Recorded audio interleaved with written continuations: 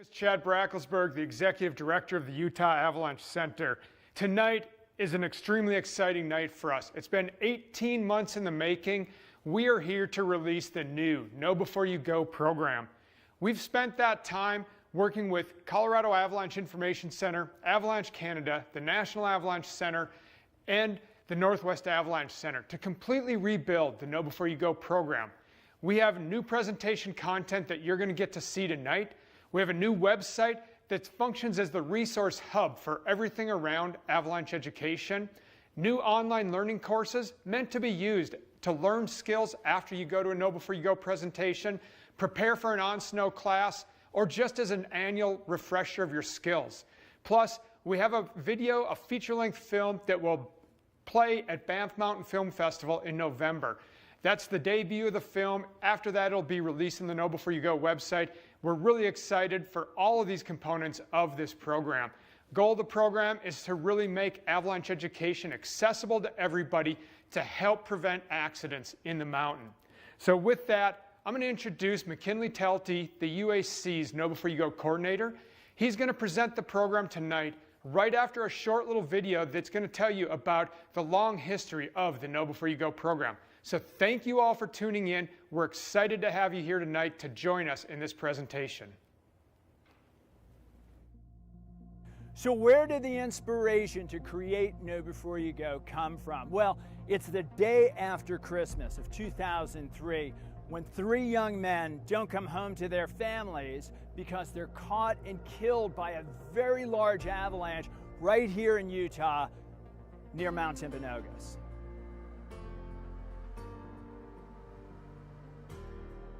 So it was that tragedy that sparked the inspiration to create a program that could save lives. Just basic avalanche information with a couple of key points so that people headed to the backcountry would have something to grasp, know the red flags, and be able to avoid dangerous conditions. So in the first year at Know Before You Go, I'm expecting maybe tops, we talked to 5,000 kids. By the end of the year, we've got 13,000 kids that we have taught all they need to know about basic avalanche education. Know Before You Go rolls along for a few years, and in 2006, Utah's governor, John Huntsman Jr., signs a declaration the first week of February is going to be Backcountry Awareness Week here in Utah, in large part because of the locally made, locally played Know Before You Go program. And then the following year, we're on a super stoked roll. The Utah Board of Education approves our messaging and delivering for Know Before You Go to be implemented into 8th grade health and phys ed classes.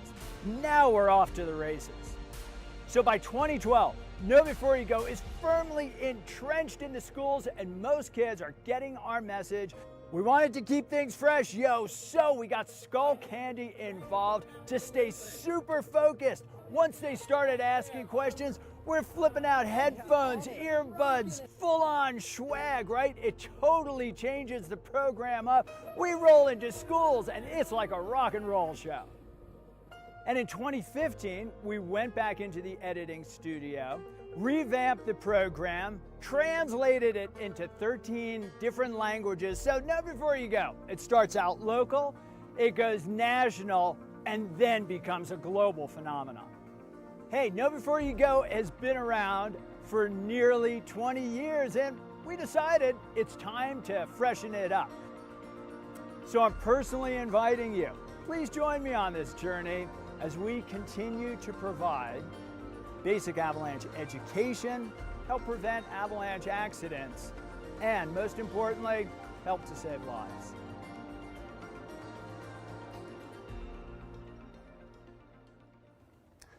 Awesome. Thanks for that great introduction, Chad and Craig. For those of you who don't know Craig, the Know Before You Go program would not be where it is today without his help. So if you see him out and about, give him a big smile and say hey. But good evening. Welcome to the global launch of the new and improved Know Before You Go Avalanche Awareness Program. My name is McKinley, the Know Before You Go coordinator here in Utah. And the reason I'm here today is because I love teaching people about avalanches. I grew up in New York State, riding the icy Catskill Hills where avalanches weren't really a thing. But I moved west right after high school and learned pretty quickly that the mountains deserve respect. I learned that the only way to stay safe in the mountains is to learn about them, and I love having the opportunity to pass that knowledge on to others. So the Know Before You Go program is a collaborative effort between Avalanche Canada, the Utah Avalanche Center, the Northwest Avalanche Center, Colorado Avalanche Information Center, and the National Avalanche Center. A ton of Avalanche professionals have come together to make this program the first step in anybody's Avalanche education journey. The program is presented all over the world, from Japan to Europe, South America, the Western Hemisphere, and everywhere in between. And of course, none of this would be possible without the help of our awesome sponsors, so we want to give a big thank you to them. So let's jump right into it. How many people out there have taken an Avalanche class or have attended an awareness presentation before? How many people out there have never taken any form of Avalanche education before? If this is your first step in gaining your Avalanche education, excellent work. You're right where you're supposed to be. If you've had some kind of Avalanche education before, well, good on you for being here. Avalanche education is a lifelong journey, and we appreciate you brushing up on your skills. We're here today to set you up with the foundations needed to begin your Avalanche education and to refresh those who might have had some Avalanche education already. So, what is an avalanche? Well, there are many types, such as slab avalanches, loose snow avalanches, dry avalanches, and even wet avalanches. An avalanche is simply snow falling down a mountain. They're fast, they can be scary, and highly consequential events that can cause a lot of harm. Sometimes in the news, you'll read about an avalanche that strikes a victim as a seemingly freak act of nature. The truth is, however, avalanches don't just strike randomly. For an avalanche to occur, you need a simple recipe of a slab, a weak layer, a slope steep enough to slide, and a trigger, which can be you. By learning about avalanches and how to avoid them, you actually have the ability to increase the odds in your favor and stay safe while you're in the mountains. Avoiding avalanches is the best way to stay safe, and in order to do that, you need to get an avalanche education. How many people out there are skiers? What about snowboarders? What about snowmobilers? Cross-country skiers? Has anyone ever brought their family out for a snowshoe in the mountains around the holidays? No matter what activity, everyone who travels in snow-covered mountains needs to learn about avalanches. Well, why is that? Here in the US, on average, we have about 27 fatalities per season. And they don't always happen on massive slopes that you see in ski movies. They could be really small. These two pictures here, while they look seemingly benign and small, are actually the scenes of fatal avalanches. If you're up in Canada, on average, they have about 10 fatalities per season. And in Europe, they have about 100 per season. Avalanches don't discriminate. No matter what activity you're doing in the mountains, you need to learn about avalanches. But all these slopes have something in common. Can you take a guess? They all occurred on slopes steeper than 30 degrees. Now, we'll touch on that a little bit later in the presentation, but I want to plant that seed in your head right now. So before you go into the mountains, you must know the mountains. Welcome to the Know Before You Go program, where we'll teach you how to get the forecast, how to get the gear, how to get the training, and finally, how to put it all together and get the big picture. We're about to go over what an avalanche forecast is and what it's used for, how it's made, and where to find it. We'll teach you what the essential gear is and why you need to have it while you're traveling through the mountains. We'll teach you how to get trained up, how to get signed up for an avalanche class, where to find an avalanche class, and finally, we'll put it all together and get the big picture. So what's the first step in getting into the backcountry? The first step is understanding what an avalanche forecast is, where to find it, and understand why reading the forecast can help keep you safe in the mountains. Avalanches are all about timing. Danger in the mountains can spike drastically with each passing storm, but it's hard to predict exactly how much this danger will rise. So how do we know when it's a good time to recreate in the mountains? How do we know when we should just stay home and watch a movie? Avalanche forecasters spend their entire career perfecting this skill, and they relay this information to us to help keep us safe and make informed decisions when traveling in the backcountry. Let's take a look at the day in the life of an avalanche forecaster and how they relay important information through a forecast that keeps you safe.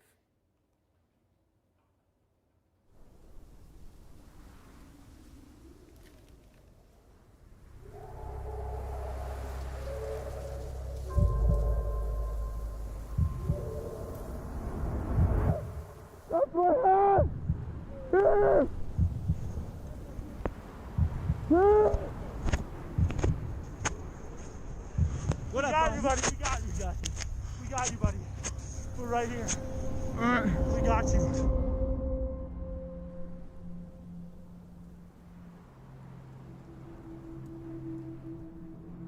right, so we're due north at about 8,200 feet here, Nikki. And do you know the slope angle? You want to get a reading of that real quick? In 2004, my dad and his two partners were actually caught in a pretty major avalanche here in the Wasatch Backcountry. All of them were caught in the avalanche and they all ended up with injuries. Being the person on the other side of the fence, it's pretty traumatic when your loved one is involved in an avalanche. That accident really propelled me forward into what I believe is my avalanche career now. You know, it's the people that don't understand the risk. That's what keeps me up at night. That's who I'm trying to reach.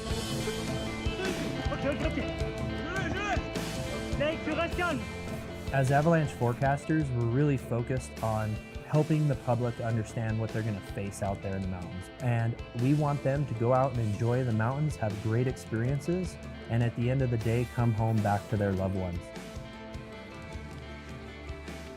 Whether you're walking your dog, skiing, snowboarding, snowshoeing, snowmobiling, if you're heading out into mountains that have snow, you need to get an avalanche forecast.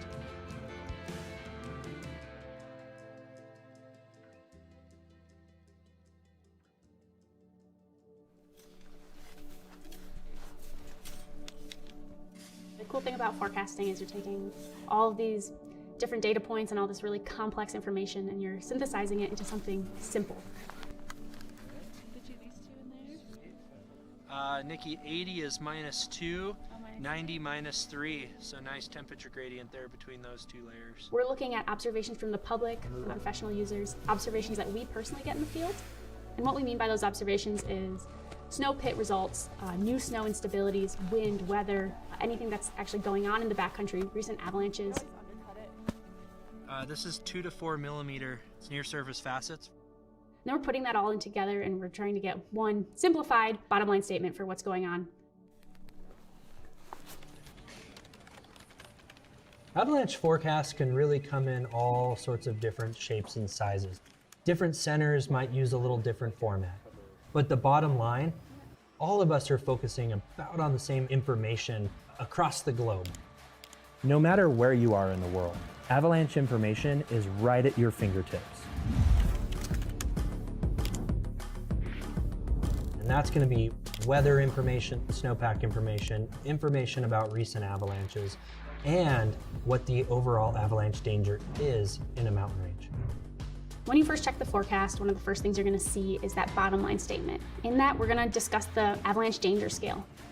The avalanche danger scale consists of 5 ascending levels from low to extreme. Your chance of encountering an avalanche increases dramatically with each level.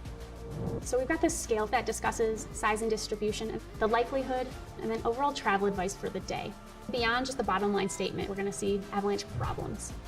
It's just really important to recognize that there's different types of avalanches.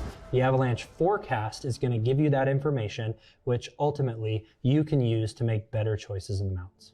You get the overall hazard, and then An avalanche forecast isn't just done by one person. It's a huge team effort, not only by the forecast staff, but also by our local communities. What I find so special about the mountains is really the freedom and the friendships that you create out there. And it's my hope that other people can go into the mountains and experience this same joy that I do, and ultimately at the end of the day, come home safe.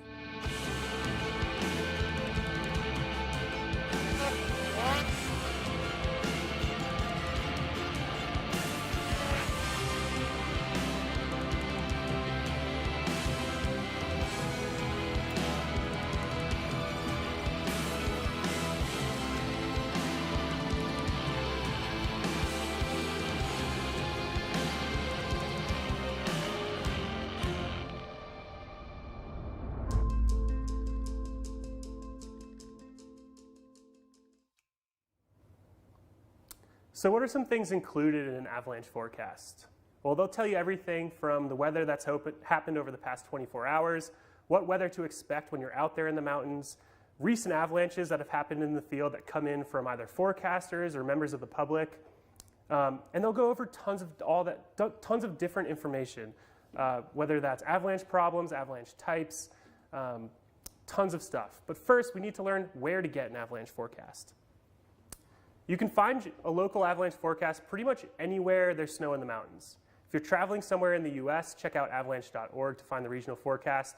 If you're traveling in Canada, check out avalanche.ca for their regional avalanche forecasts. And if you're traveling in Europe, check out avalanches.org to find their regional forecast. When you go to one of these pages, you'll see a bunch of different colors pop up on the screen. What do you think these colors mean? Yeah, it's the avalanche danger. Here in North America, we have an avalanche danger scale of 5 different levels, ranging from low, moderate, considerable, high, and extreme. And like Trent said in that video, danger increases exponentially through all of those levels. So the difference between low and moderate is way less severe than the difference between considerable and high. Can anyone guess at what danger rating most avalanche fatalities occur at? It's actually moderate to considerable. We can kind of relate this similar to driving during a snowstorm, right? So as a storm comes in, it starts putting snow on the roads, people start getting into accidents, right? Because they're still out there driving, they were caught off guard.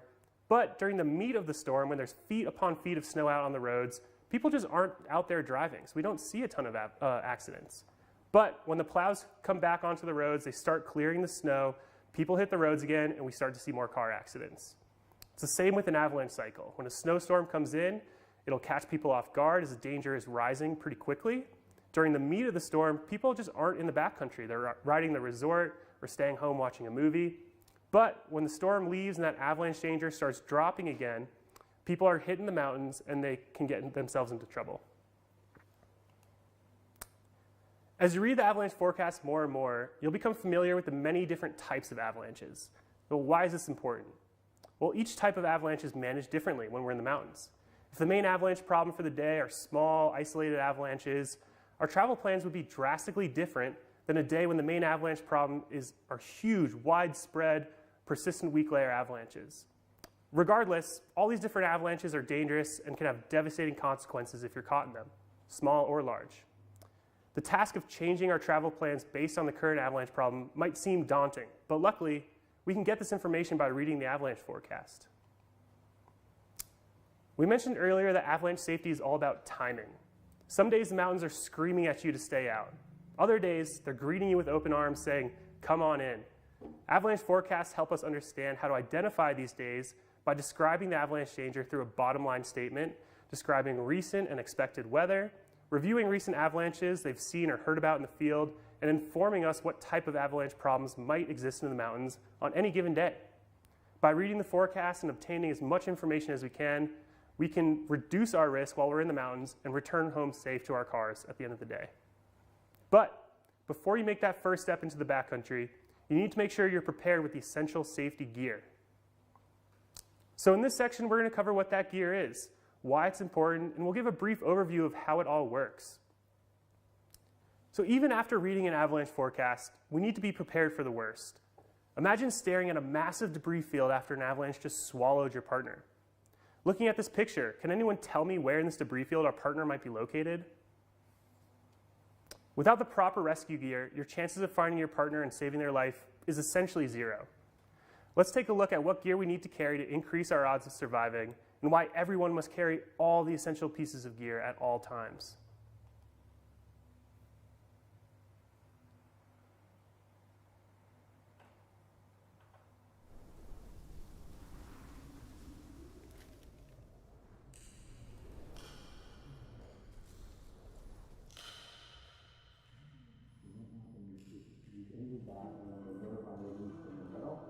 As cut off here, so there's no feeling below that.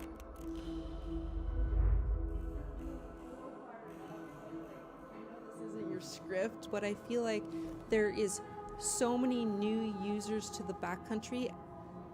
It scares me.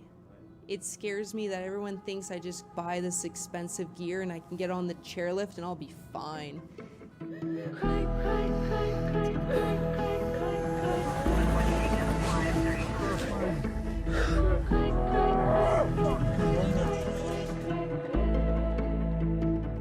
Get the gear, but get the education understand how to use it, and have solid backcountry partners. I'm worried about storm slabs in alpine and tree line on all slopes. Avalanche observed yesterday on the parkway.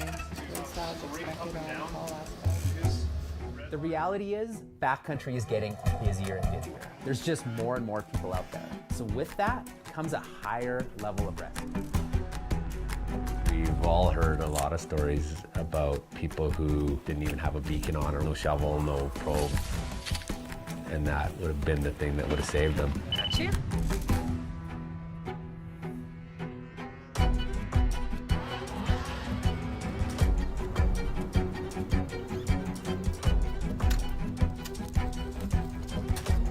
The bottom line is in the backcountry, it's fun. And the accessibility to that terrain is so incredibly easy that there can be a misconception that it is a safe place to be.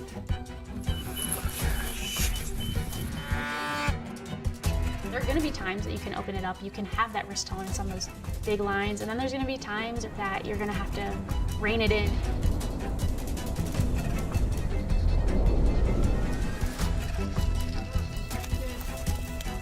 You're going to make hundreds of decisions that are very important to your life. And unfortunately, one decision, one bad decision, can ultimately end the whole thing right there.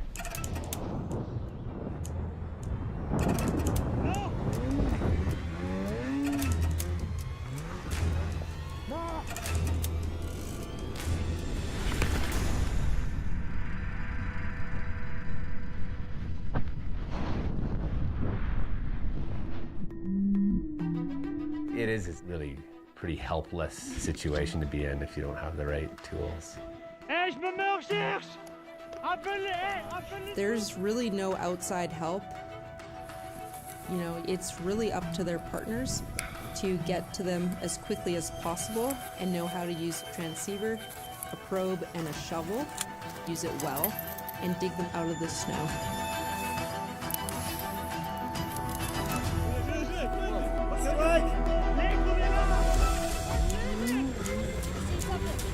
In a full burial, your heart's beating and you don't know how long you're going to be riding it out for and how much oxygen you're eventually going to have. Time is of the essence. I would want to know when I'm going to the backcountry that I have a solid partner and they're super familiar with using that equipment. We're right here. We got you.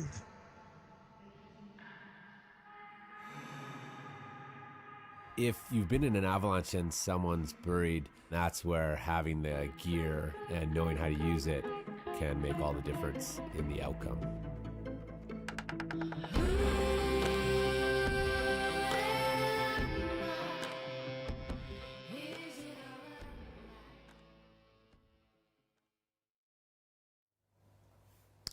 All right, so we just heard the video talk about the 3 essential pieces of avalanche rescue gear.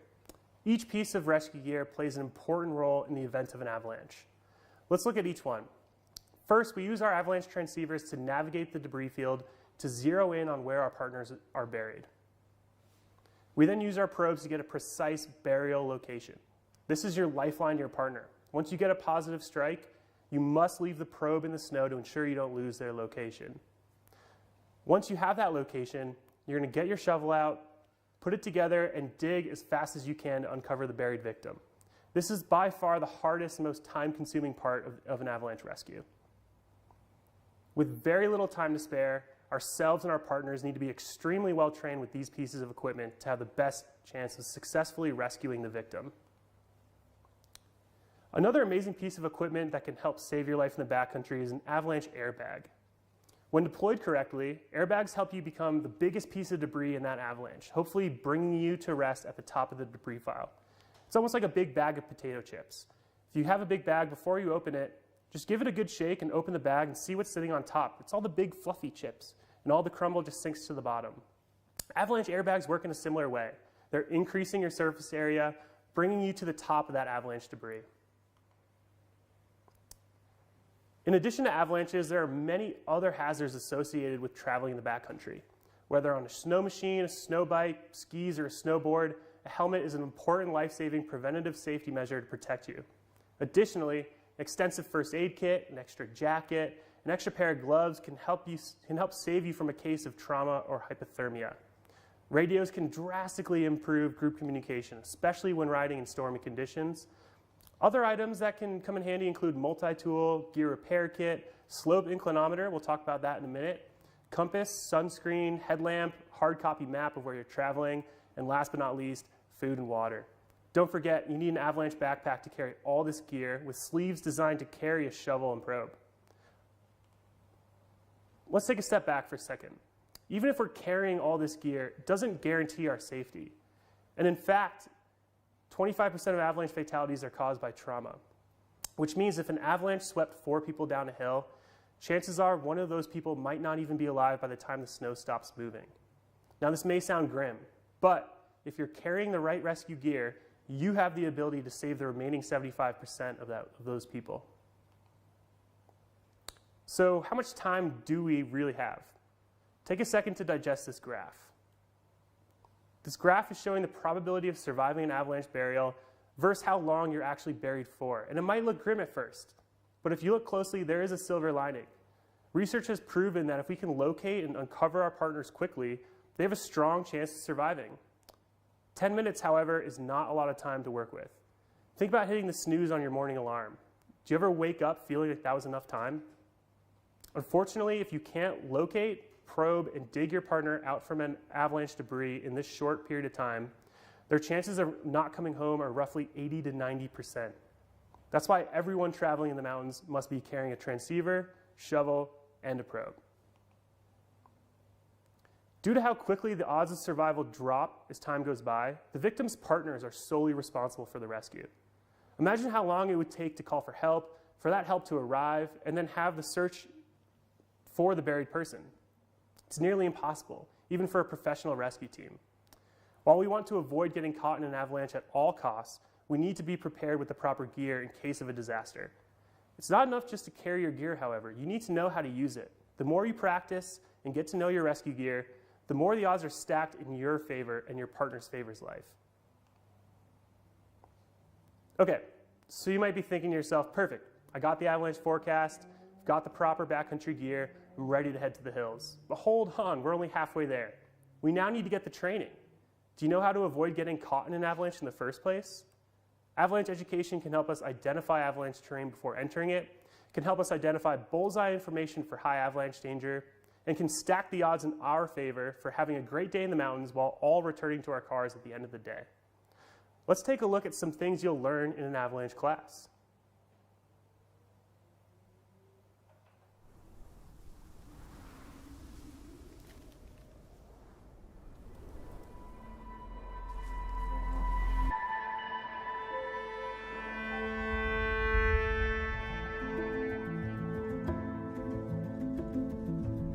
I must have been 19 or 20, and that was just as we were starting to leave the ski hill into the backcountry.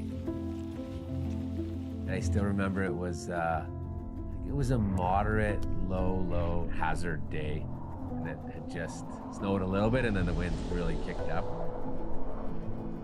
My friend just did a big ski turn right above me and popped a slab. And I remember it wasn't even big, and I was like, I'll just hop over this moving snow. But it totally grabbed me, and I was doing the full ragdoll down the hill. I had managed to grab onto a tree and stop myself. As the avalanche went down in the gully, it pulled out the whole rest of the bowl, and this whole big chute went down to the valley floor. If I would have been in that, it would have been terrible, yeah. I was so keen at that point in time and really didn't know what was safe and not. That avalanche was definitely a bit eye-opening to how quickly things can go wrong in the backcountry. I got lucky, but unfortunately, a lot of people do not. With a little bit of avalanche training, a lot of accidents can be avoided. Looking at the bulletin, it's been warm yesterday and then cooled down quite a bit overnight. And probably the main concern today would be the wet and loose on the sunny aspect. If anybody has the motivation to go out into the backcountry, whether that's skiing, sledding, riding, I would say an entry-level avalanche course is totally critical.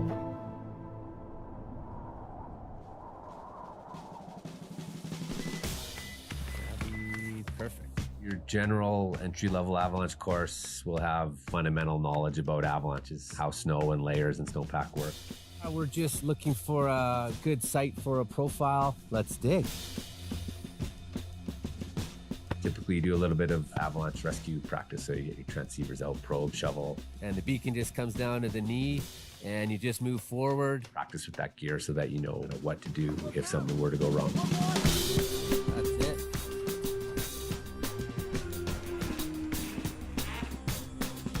A little bit about trip planning, reading the avalanche hazard bulletins, and then sort of picking a suitable trip. You'll do a little bit about traveling through avalanche terrain.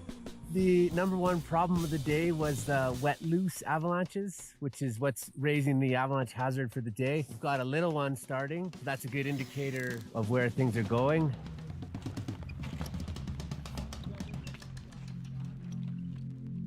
While the mountains and the snowpack can feel quite complex at times, the sort of entry-level avalanche courses give you some fundamental knowledge that allows you to maybe make sense of some of the things that you're observing out in the mountains. And that fundamental knowledge can be useful to avoid avalanche accidents. I personally couldn't imagine a life without skiing and climbing in the mountains. It just gives you so much vitality in your life, which is awesome. With anything, to be a master of your craft takes a lot of practice and a lot of time, and it's an ongoing sort of lifelong learning process. I've been working with avalanches for 15 years now, and I'm still learning every day.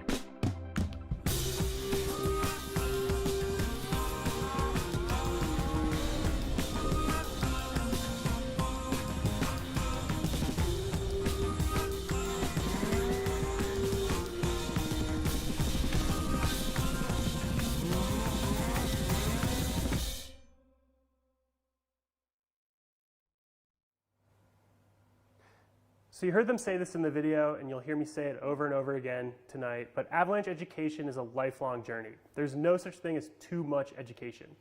From avalanche classes to beacon parks, there are many ways to learn about the hazards of avalanches and what to do if your party is ever caught in one.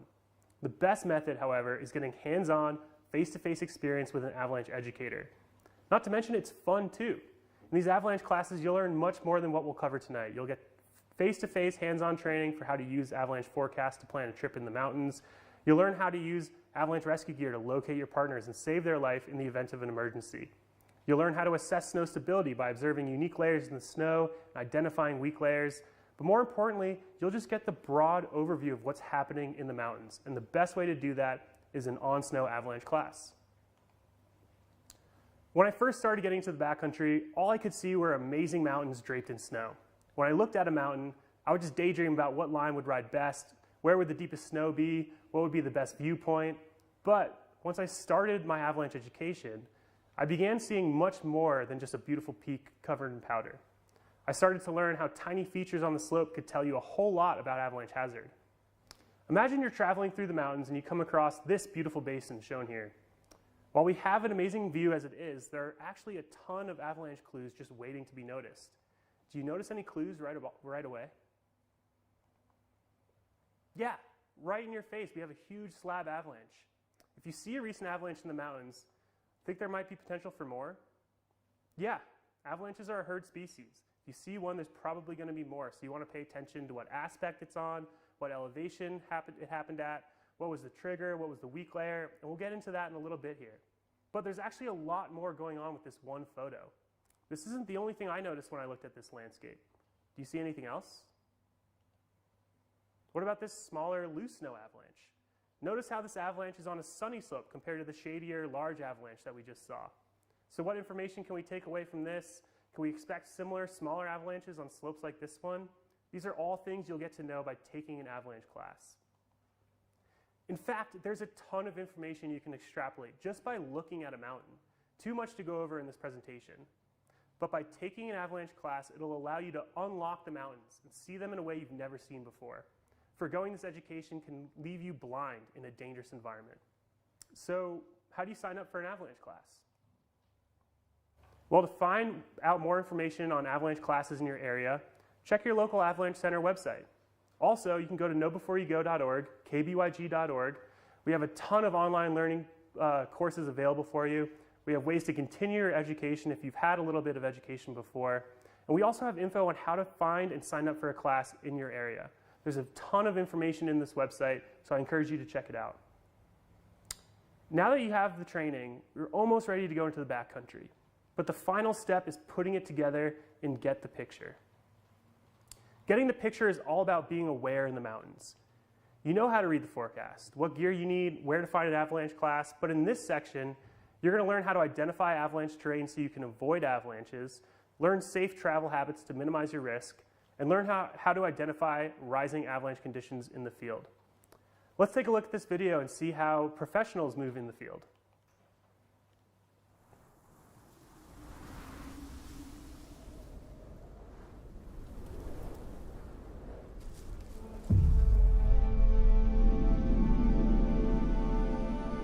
Avalanche terrain is simply terrain steep enough to shred. Reality is the fun places in the backcountry are the places where avalanches are possible. It only takes one bad mistake to Avalanche, killed in an avalanche. to lead to a lot of pain for a lot of people. In order to safely travel in the backcountry, you need to understand the bigger picture. Firstly, you need to recognize avalanche terrain and how to safely travel through it. Secondly, you need to constantly observe the ever-changing conditions. Welcome to the final chapter. It's really important to understand that the second you step in the backcountry, you're going into terrain that hasn't received any active avalanche mitigation. It's important that you can recognize avalanche terrain. By definition, avalanche terrain is any slope steeper than 30 degrees. No one can be a perfect avalanche forecaster. Snow science is an inexact science. When you look at the forecast in the morning and make that assessment, you have to be prepared for the fact that the conditions could actually change during the day. The one constant is terrain, and what we can do is position ourselves with best terrain practices through it.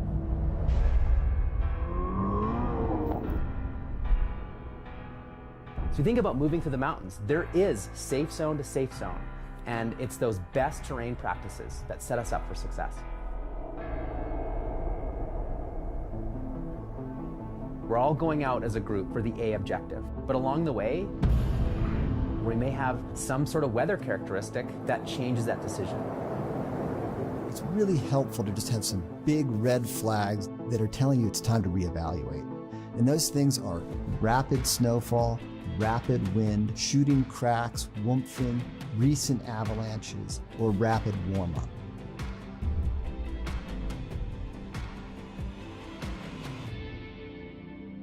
We've just moved to the trees, and at this point, wherever we go is avalanche terrain. In order to minimize our exposure as a group, we're going to go from safe zone to safe zone, moving one at a time through this terrain. Having guidelines are very effective ways to give yourself a framework where you're less inclined to make emotional decisions that could be bad ones. Just like on the way up, we're going to expose one person at a time on this slope. I'm about to drop in. Do you guys have eyes on? Yep. Awesome, let's do that. Dropping in 5 seconds. 4, 3, 2, 1.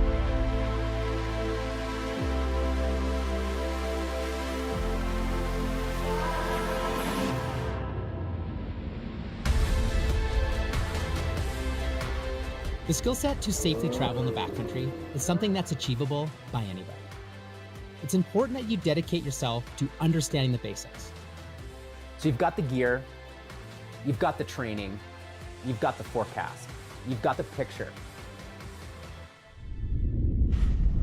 Let's go get the goods.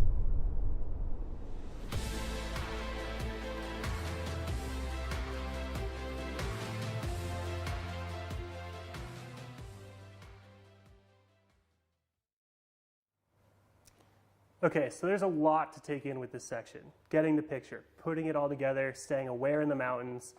Let's start with the most important topic in the video. Can anyone tell me out there exactly what is avalanche terrain? We keep hearing this magic number, and it's 30 degrees. But how do we know what that looks like when we're in the mountains? Well, take a look at this photo on the left. Does anyone think that this is avalanche terrain? Duh, right? There's a huge avalanche in there. What else do you notice about this picture? There's tons of tracks on the slope that occurred actually before the avalanche happened. So just because there's tracks on the slope does not mean it's safe to ride. Well, what about this one? Does this look like avalanche terrain? Not to me, no. Slope angle and everything looks good. We can't see any slopes attached to it that are steep, but it looks like they're having a ton of fun. We need to continuously train our eyes to identify what avalanche terrain looks like in order to stay safe in the mountains, but also in order to have fun in the mountains when the danger might spike up a little bit. So why is training our eyes to identify avalanche terrain so important? Well, for one, it keeps us off slopes steep enough to slide and away from slopes that are steep enough to slide. But like I said, almost more importantly, we need to know where to go when there is avalanche hazard. When we're blessed by a storm that drops feet upon feet of cold, dry snow in the mountains, you can bet the avalanche danger is going to spike. But there's still a ton of fun to be had up there. For days like these, we need to know how to find safe slopes under 30 degrees that are not connected to any avalanche terrain. The truth is, if you're not in avalanche terrain, you can't get caught in an avalanche. This line between avalanche terrain, though, is invisible, and it's a matter of life or death. It's super important that if you're going to be spending a lifetime in the mountains, you need to train your eyes to identify this magical 30-degree zone. What if we're not traveling on skis or a split board? What if we're out in the mountains for a scenic hike, or if we're grouped up on our sleds watching our partner ride? The same rules apply. No matter how you get around the mountains, you need to look out for slopes that are steep enough to slide. Is your lunch spot at the bottom of a large, steep slope? Have you parked your sled too close to the bottom of the hill that your partner's riding on? We always need to be asking, if an avalanche occurred right now, am I in its path? What if we're not in the backcountry? Well, first, before we go into what if we're not in the backcountry, what's wrong with these photos? Right? There's tons of people all over these slopes. If an avalanche happened and wiped 2/3 of these people out, what is the remaining third going to do? There's no way that 1, 2, or 3 people would be able to rescue a group of 8 or 10. It's just impossible. If you must travel through avalanche terrain, even for a brief moment, it's best to spread out and only expose one person at a time to the danger. Okay, so let's talk about what if we're not in the backcountry. Who here likes to ride in the resort? Who here has, maybe on a big snow day, have heard bombs going off in the distance? Well, that's ski patrol. Ski patrollers put in a ton of work to minimize the risk of an inbounds rider getting caught in an avalanche. They're up before the crack of dawn every morning, making sure the mountain is safe through a variety of avalanche mitigation methods. This is why I love riding in the resort during high danger days, because patrollers are out there hard at work reducing the risk. They can never make it zero, but they do a pretty good job of reducing that risk. But once you cross that area boundary line, however, none of these preemptive measures are present. Once you cross out of bounds, you are entering the backcountry, and you must be aware of avalanche hazards. Ski patrol will not be able to get to you or your partners within 10 minutes, even if it's right on the other side of that line. Once you cross that gate, you're entering the backcountry, and once again, you and your partners are your own rescue party. So what do boundary lines look like in Europe?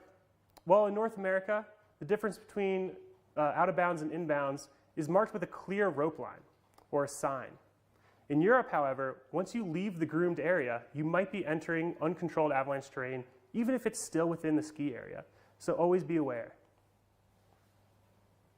So in the video, you might have heard them say, when should you reevaluate your plans? How do you know when to turn around or to change objectives? How do we know when the avalanche conditions are changing? That's what they're getting at. And the snowpack is always talking, and it's our job to listen. Avalanches aren't just random acts of nature. We can usually tell when they're about to happen. And there are a few clues to look for that scream an avalanche is about to occur. Can anyone guess what the most obvious sign of rising avalanche danger is? Yeah, I said it already in this presentation. It's recent avalanches. Avalanches are a herd species, meaning if you see one, there's probably going to be more. When you see a recent avalanche in the field, it's important to know what elevation and aspect it occurred on so you can avoid similar slopes when you're moving through the backcountry. Seeing a recent avalanche in the field is free information that we can easily acquire from a safe distance, and they're extremely important to take note of. Well, what's another sign? Cracking and collapsing. This one's a little bit more ambiguous. Has anyone ever been walking around on a flat, untouched powder field and felt a sudden collapse of the snow, accompanied with an audible whoomph? What you just heard was actually an avalanche. It just wasn't on a slope steep enough to slide. If you see cracks shoot out from under your skis or you hear this audible whoomph, it's time to turn around and head to the car. Another red flag we want to be aware of is wind-drifted snow. Wind is easy to observe in the mountains. It's loud, it's often annoying, but not only is it affecting our level of comfortability, it's also playing a huge role in creating avalanche hazards.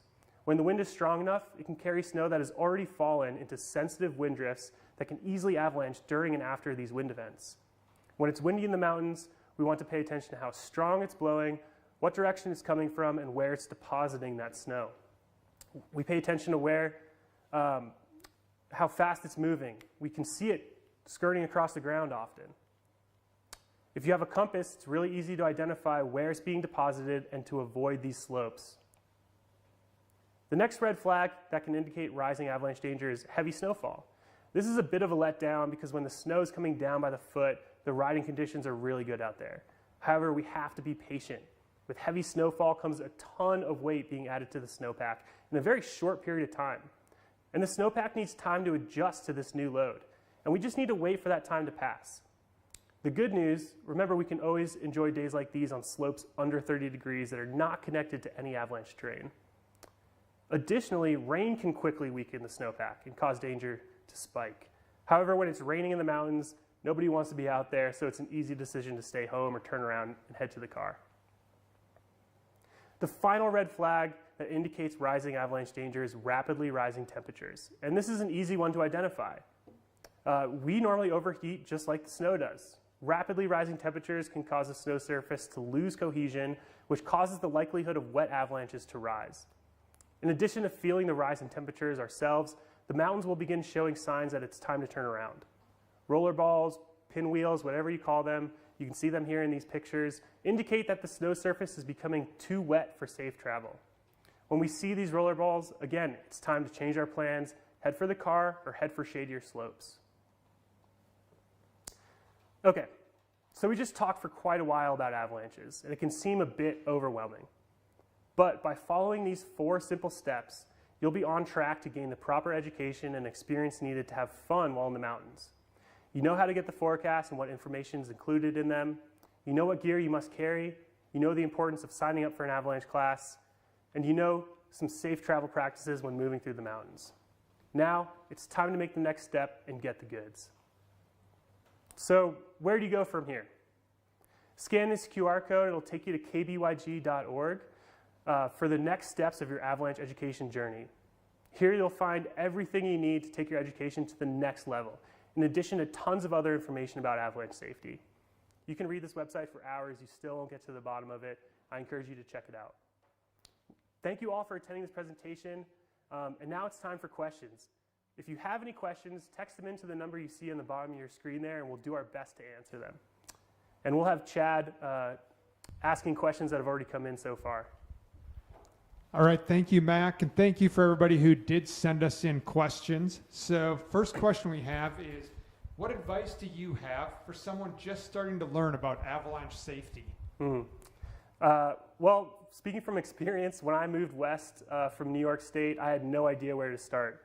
I think the first book I bought was Snow Sense, and from there I just read the whole thing front to back, underlined almost everything, took a bunch of notes, but that still wasn't enough. And the first step you should take after you check out kbyg.org is to find your local avalanche center and find classes that are available in your area. Like I said in the presentation, on snow education, hands-on, face-to-face with an avalanche educator is by far the best method. All right, next question is, I'm curious of why is there only 3 essential pieces of avalanche rescue gear: the shovel, the transceiver, and the probe? Is there no data that suggests that avalanche airbags help prevent burial? And if so, why are they not considered essential gear? That's a great question, and it's a question that we debate here on the Know Before You Go team pretty often. Those 3 pieces of gear, beacon, shovel, probe, will help you find your partner in the event of an avalanche. An avalanche airbag helps you stay atop the avalanche debris as it's flowing down the hill. It's a great tool. That being said, they don't work perfectly all the time. A lot of the times when you see a fatality occur with an airbag, it's due to user error. So it wasn't turned on, they just didn't pull it. There's a ton of things that can happen in an avalanche. They're violent events. It's almost like getting thrown down a flight of stairs.